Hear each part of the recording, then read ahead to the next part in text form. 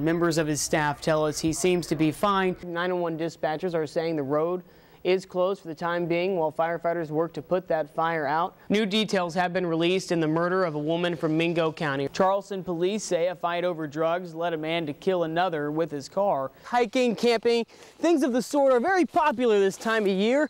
But, you know, one wrong direction, maybe one wrong step, one wrong turn, you can find yourself lost. So today, we're going to give you a few helpful hints on how to save yourself from yourself. Well, more than $1 million worth of marijuana is off the streets in Putnam County. The driver of a concrete truck that crashed yesterday on I-64 is in fair condition. A text message made its way around last night and encouraged students to stay away from parts of Huntington this weekend. We do have a copy of that text message. Of course, investigators aren't saying whether or not this has any connection to the social worker Randy was talking about. Big changes are coming to the University of Charleston and their campus. A former Wayne County Board of Education treasurer admitted that he embezzled close to $10,000 from the county. At least 50% of all injuries seen in pediatric sports medicine are related to overuse or repetitive stress due to too much training, and those numbers are on the rise. They've confirmed that one of their employees was killed last night. If you take a look at this house over my shoulder, it's on 4th. You wouldn't guess that this fire killed 4 people. It's been a rough year for Asbury's supermarket. Early in 2009, they lost all their meat after a transformer blew, knocking out power to 90% of Wayne. This time, it was fire. This is my home, the store is. I was raised inside the store. And your kids. And raised my kids in the store. And my daughter works here today. Peaches and George Asbury, Lisa Ross's parents, have been running Asbury's for decades.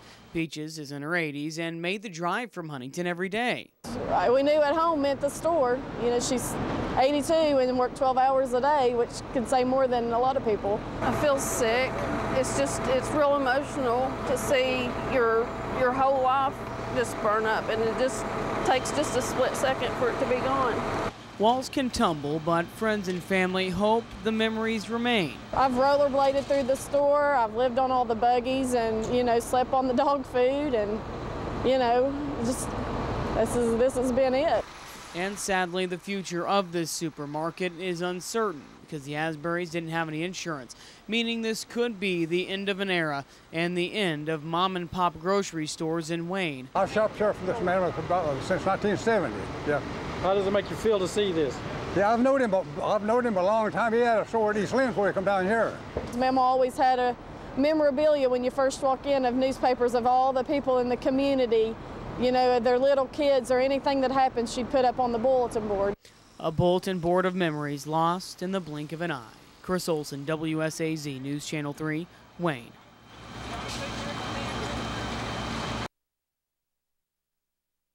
A text message made its way around last night and encouraged students to stay away from parts of Huntington this weekend. We do have a copy of that text message, and one student had mentioned that they got that text message 5 times within an hour.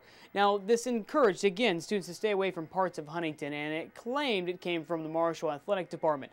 Marshall University trying to kind of clear the air now. They did release this statement earlier this afternoon. They sent it to students, staff, and some members of the media. I'll go ahead and just read it. Following last weekend's incident on 4th Avenue, there are many rumors being spread through text messaging. Marshall University and its athletic department have not issued a formal statement or response to this incident. Such information should be considered erroneous. However, as we always strongly suggest to our faculty, staff, and students, they need to be aware of their surroundings at all times and take great care, especially at night. We are in contact with the Huntington Police Department and with other law enforcement agencies regarding any threat to our campuses. We are making this statement to prevent rumors from creating a false and unnecessary state of panic.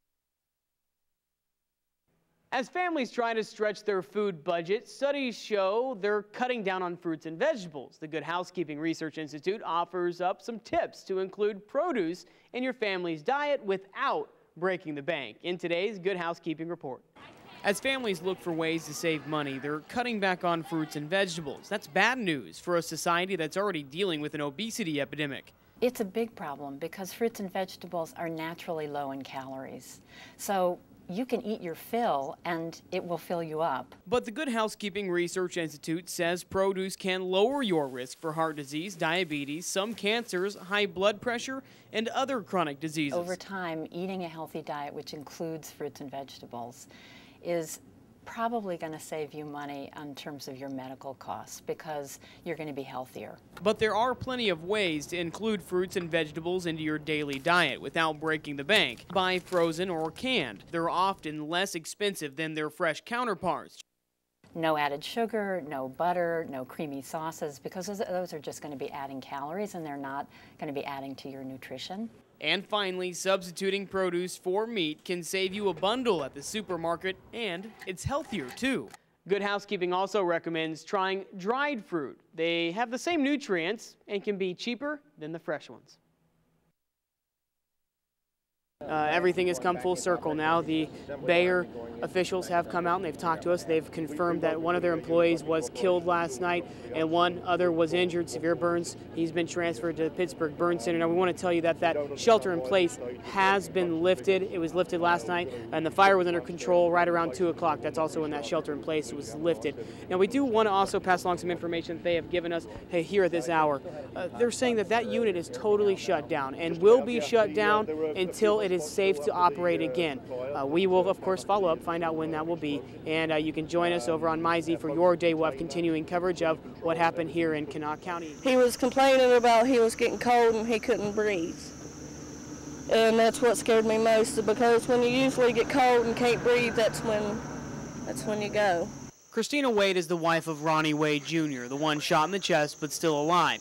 The other victim died on the scene here on Upper Big Creek Road. His name, Stevie Linville. Christina says, in a way, this came out of nowhere. This morning, nothing was going on, and, well, now my husband and my brother-in-law shot.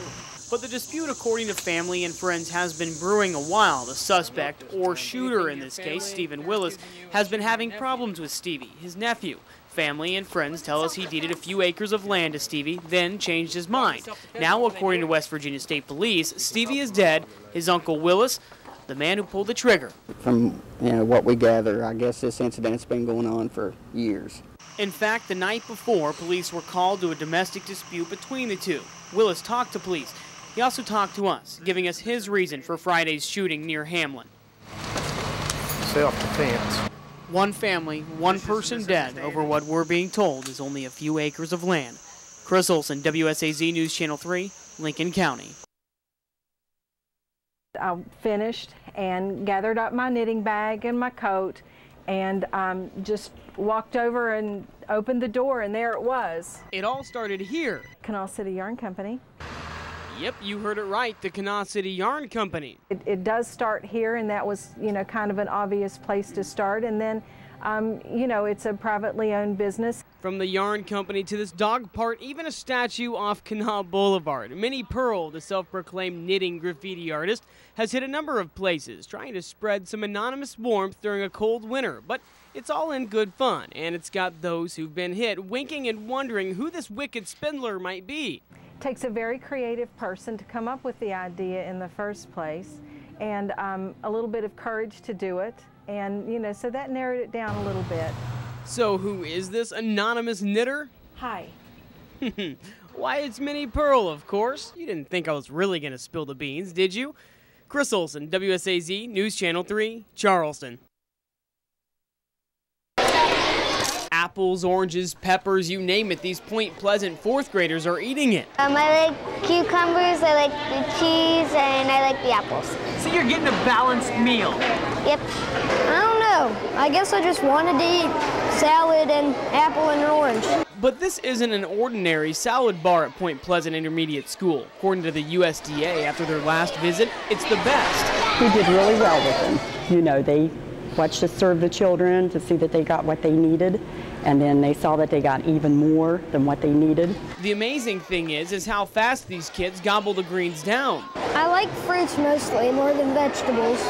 Like apples and oranges, all the berries. Okay, have a good lunch. These busy lunch ladies have to stock the two salad bars here constantly. We thought these kids are not going to eat healthy, but they did. So everybody's happy with them. And in less than an hour, it's gone. Less than an hour, it's gone. Yeah. Then we fill up for the second group, and then that's gone. There's a lot of things that's offered on the salad bar.